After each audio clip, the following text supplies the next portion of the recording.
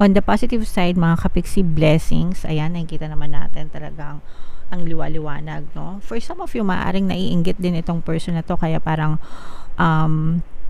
hihilahin ka nito pababa, no? Babackstabin ka, ganyan, hilahin ka pababa kasi nainggit siya sa mga achievements mo, sa mga successes mo. Your life is so blessed, mga kapiksi. And sabi ko nga, no, dun sa nakaraang video ko, yung Aquarius na signs, parang ilang beses na may lumalabas na swerte energy sa inyo. And tuloy-tuloy pa rin yung mga blessings, mga kapiksi. Kitang-kita nyo naman, sobrang liwanag, di ba?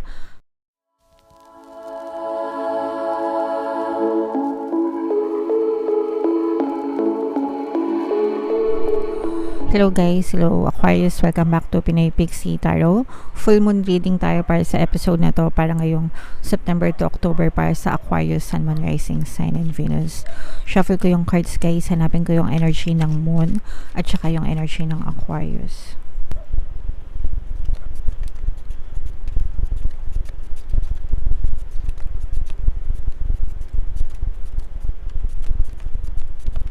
Yung energy ng Moon, mga kapiksi. Ngayon naman hanapin natin yung energy ng Aquarius.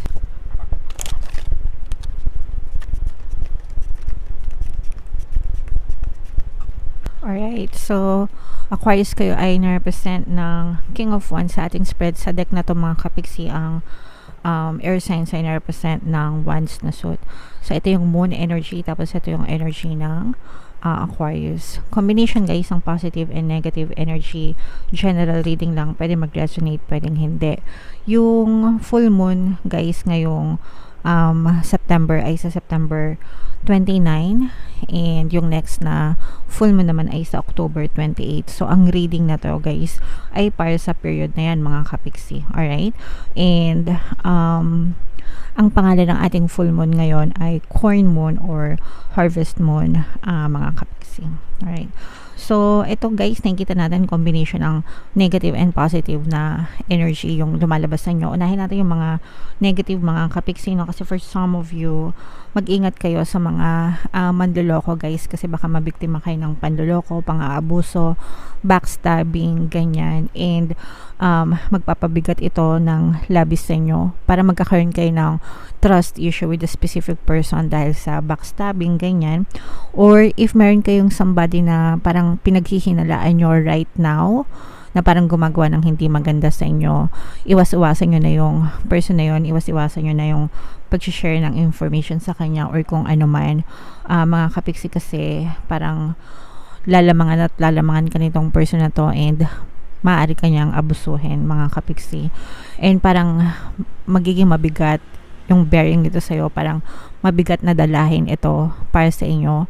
So hanggat may iwasan nyo na magtiwala dyan sa person na yan, pakinggan nyo yung intuition nyo, mga kapiksi, para hindi na kayo mapahamak. Kasi kapag kayo ay napahamak dahil dito sa person na to, dadating yung time na mamomroblema kayo ng bonggam-bongga, and talagang labis-labis kayong may stress, and dadating yung time na parang hindi kayo makatulog sa gabi, kakaisip ng problema dahil dito sa person na to. Okay? So whether it's in romantic relationship or non-romantic relationship, or kung sa pera man or whatever, kung ano man yung maging issue mo with this person, pero this is more on backstabbing, mga kapiksi, no? Parang titirahin ka nito patalikod. This is somebody na feeling ko close kayo, somebody na nasa quantum bubble mo, kumbaga parang pinagkatiwalaan mo siya, kaya parang hindi mo inasahan na titirahin ka nito patalikod. So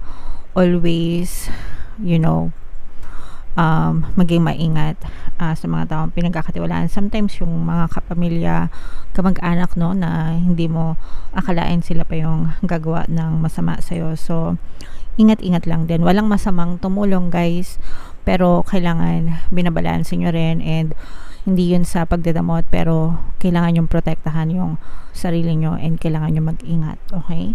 So yan yung nakikita natin sa strong presence ng fire signs, actually Aries, Leo, Sagittarius.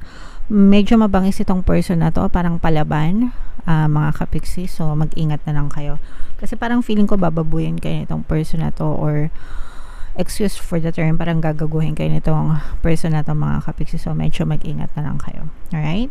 On the positive side, mga kapiksi, blessings. Ayan, nakikita naman natin talagang ang liwa-liwanag, no? For some of you, maaring naiinggit din itong person na to, kaya parang hihilahin ka nito pababa, no? Babackstabin ka, ganyan, hilahin ka pababa kasi nainggit siya sa mga achievements mo, sa mga successes mo. Your life is so blessed, mga kapiksi. And sabi ko nga, no, dun sa nakaraang video ko, yung Aquarius na signs, parang ilang beses na may lumalabas na swerte energy sa inyo, and tuloy-tuloy pa rin yung mga blessings, mga kapiksi. Kitang-kita nyo naman, sobrang liwanag, di ba, ng pamumuhay nyo. So you are really blessed with a lot of opportunities, chances, no, na binibigay sa'yo ni universe para ayusin mo yung buhay mo, para managana ka, para talaga maging maswerte ka. So, sa ilang readings na natin, mga kapiksi, pinapamind ko sa inyo yung mga swerte, mga blessings. So, same with this reading, imay nyo tong mga blessings na to, imay nyo tong mga pagkakataon na to, second chances na binibigay sa'yo ni universe, kasi talagang makaka-recover ka, makakabawi ka, mga kapiksi, sa mga if, let's say for example, ng mga nakaraang taon, pwedeng nag-start pa nung pandemic or bago pa mag-pandemic, yung iba parang medyo excuse ulit sa term, parang nagka-leche-leche parang nagka-leche-leche yung buhay nyo, pero ngayon parang bumabawi kayo sa sarili nyo, bumabawi kayo sa pagsisikap nyo, pagtsatsaga nyo, para talagang maiangat nyo yung pamumuhay nyo, and hindi kayo nabibiko. Okay?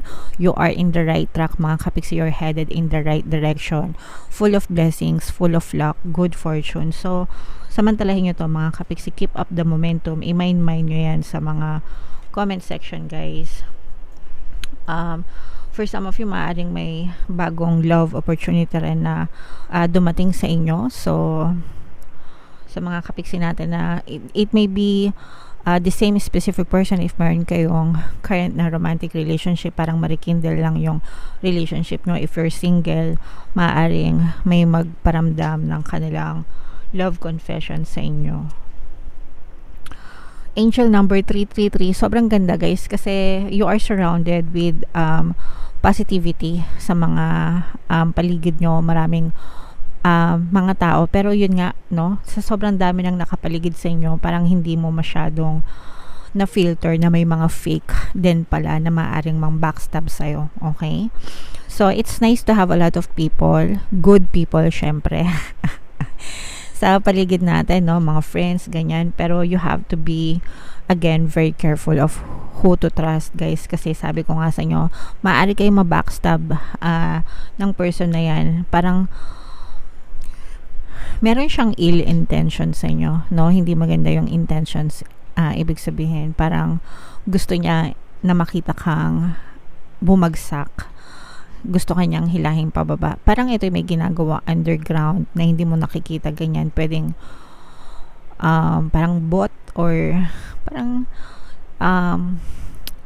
pag nakaharap siya sa'yo, maganda yung pakikisama niya sa'yo, pero pag nakatalikod ka dun, kanya tinitira ng patalikod. See? Very evil, very toxic na manipulating, controlling na type of person. Kung meron kang kaibigan sa quantum bubble mo na feeling mo minamanipulate ka, hinokontrol ka, that may be the person, mga kapiksi. Okay? So, medyo mag-set na kayo ng boundaries, kasi if you allow this person to control you, maaring mapahama ka ng big time. Alright? So, konting ingat lang, guys. At saka yung isa pang nakita natin dito, mga kapiksi, mag-e-end yung mga sufferings nyo. Completely end ng mga sufferings. Angel number 1010, guys, i-check nyo yung ibig sabihin yan. Pero there are sufferings, challenges na mag-e-end sa buhay mo. Kaya gumagaan yung swerte mo, kaya gumagaan yung mga blessings, kasi parang nagbababay ka na sa kahirapan, sa mga problema. I-comment nyo yan sa baba, mga kapiksi. Babay kahirapan, hello swerte, hello kasaganaan, hello blessings. Okay, so comment nyo yan sa baba, mga kapiksi, kasi ganun talaga yung takbo ng energy mo, Aquarius. Alright? So, super nice, super ganda. I-mind nyo na yung mga pinapamind ko sa inyo na magagandang energy, mga kapiksi, and dun sa mga mga negative naman, just a warning na doble ingat lang mga kapiksi. Alright? So, tingnan natin yung additional na message para sa inyo gamit itong deck na to. Habang sinashuffle ko to guys, panoorin nyo muna tong video natin regarding sa ating paano mag-manifest ng abundance video course. Kapiksi, sawa ka na ba sa mga struggles at hirap sa buhay mo? Masipag ka ba at masikap sa buhay ngunit hindi ka pa rin umaasenso? Ilang beses ka na bang nag-attempt magnegosyo at mag-invest pero palagi ka pa rin nalulugi? Sa pagkakataon na ito ay maaaring may subconscious beliefs ka na nagiging balakid sa iyong pag-unlad at pagyaman. Introducing, paano mag-manifest ng abundance video course. Dito ay matututunan mong ma-overcome ang mga balakid mo para tuluyan ka ng umunlad, umasenso, sumagana, maging matagumpay, successful at maswerte sa iyong kabuhayan, pera, trabaho, negosyo, salapi at kaperahan ng bonggang-bongga. Dali, mag-send na ng email sa pinoypixitaro@gmail.com at simulan na ang iyong pagyaman ngayon. Alright, so mag-avail ka na ng course guys. Sobrang ganda talaga dyan and magbabago talaga yung takbo ng buhay nyo kapag natutunan yung course na yan. Magbibigay ako ng free 1 pampaswerte subliminal guys until September 30, so mag-avail na kayo. Meron din tayo guys, email coaching, manifest your desires using the law of attraction. If meron kayo mga specific na gusto nyong i-manifest, pwedeng love and relationship guys, pwedeng money or career, pwede kayo magpabook ng email coaching session with me. Mag-send lang kayo ng email sa pinoypixitaro@gmail.com. Guys, sobrang ganda ng message na yun. This is the same message na nakuha natin sa Capricorn, mga kapiksi. So, have faith in your dreams, mga kapiksi. Magtiwala kayo dun sa mga bagay nais nyo, mga dinadasal nyo, mga minamanifest nyo, mga pangarap nyo sa buhay. Makakamtan at makakamtan nyo yan. Okay? Always remember, guys, you can be, do, and have anything that you want in your reality. Kahit ano pa yan. As long as you can think about it and you focus on it. You can definitely achieve those dreams, those desires, those goals, mga kapiksi. Walang limit, no? Kung ano yung pwede mong maisip, basta nakafocus yung attention mo, you can definitely achieve those guys. Alright? So, attune to the moon, mga kapiksi. I am focused on what I want. Comment nyo yan sa comment section, mga kapiksi. Sabay-sabay tayo. I am focused on what I want. Again, I am focused on what I want. Sa Tagalog, nakafocus ako sa gusto ko. Nakafocus ako sa nais ko. Okay? Whatever I focus on, manifest. Kahit anong gusto ko, basta nakafocus ako, magma-manifest yan. Because that's the law, mga kapiksi. That's the universal law, no? Yan talaga yung that's how everything works, guys, no? Kung ano yung fino-focus ng attention nyo, yun yung nagre-reflect sa inyong 3D, sa inyong physical reality. So, imbis na i-focus nyo ang attention nyo sa mga problema nyo, sa mga pagsubok nyo, sa mga kamumukmok nyo, sa mga negative na bagay, syempre, kapag nag-focus kayo doon, yun din yung mapupush out sa inyong 3D, diba? So, i-focus nyo dun sa mga desires nyo, kahit anong desires pa yan, whether personal yan, whether money, whether trabaho, job, whether love life, kahit ano pa, mga kapiksi, no? Iba-iba. And you can manifest multiple things at the same time, no? Good health, kanyan, as long as dun sa magbe-benefit ka, okay? Yun yung i-focus mo and that will be reflected in your reality, okay? Just because you can't see your dreams, it doesn't mean they're not manifesting. Hindi porkit wala kang nakikitang resulta right now, it doesn't mean na hindi siya tumutubo or hindi siya nagwo-work. Parang yung manifesting, guys, parang pagtatanim yan. Pag nagtanim ka ng buto ng binhi, nasaan? Nasa ilalim ng lupa. Nakikita mo ba siyang tumutubo? Hindi, di ba? But it doesn't mean it's not growing. Yung mga tawag doon? Ano tawag doon, guys? Ugat. Yung mga ugat-ugat niya nasa ilalim ng lupa. Yan, nakikita nyo ba yon? No, but it's part of manifesting, mga kapiksi. Minumove ni universe yung mga tao, bagay, sitwasyon sa paligid mo without you even knowing, no? Pero everything is always working out for you as long as i-manifest mo or i-focus mo yung attention mo. Huwag maging atat. Very much important yung pagkakaroon ng tiwala, have faith, trusting the universe, trusting the divine, trusting yourself, no? And be confident na everything will work out for you. and makakita ka rin ng resulta, bigyan mo lang ng sapat na panahon. Kasi kapag nagtanim ka, hindi naman yan kinabukasan puno na agad, 'di ba? Grabe naman yon. Wow. Syempre, didiligan mo yan, paaarawan mo yan. That's how manifesting works, no? Same process, mga kapiksi. So, you have to be patient as much as you could, okay? Don't look back. Wag ka nang tumingin, wag ka nang lumingon sa nakaraan. Stay focused on your desires, mga kapiksi. Okay, stay focused on moving forward. Hindi ka naman pabalik sa nakaraan no? Ano yun? Back to the Future. Pelikula. We're not going back to the future, mga kapiksi. We're always moving forward to the future. Diba? I mean, we're not going back to the past. Ano ba yung sinasabi ko? Back to the past pala dapat, no? We're moving forward towards the future, mga kapiksi. So, future lang, present future lang yung meron, no? Yung future nga, wala pa eh. Pero what you're sitting right now, makikita mo yan sa future. So, make sure na you pay attention sa present. Yung past, tapos nakalimutan mo na, move on na. Alright? Okay, so guys, sobrang ganda ng message para sa inyo, Aquarius. Sana naintindihan nyo yung explanation. Sana nakatulong sa inyo. And ito guys, yung ating 2024 kapalaran. Kung hindi nyo pa napapanood, panoorin nyo na. And ito naman yung ating success stories ng paano mag-manifest ng abundance video course.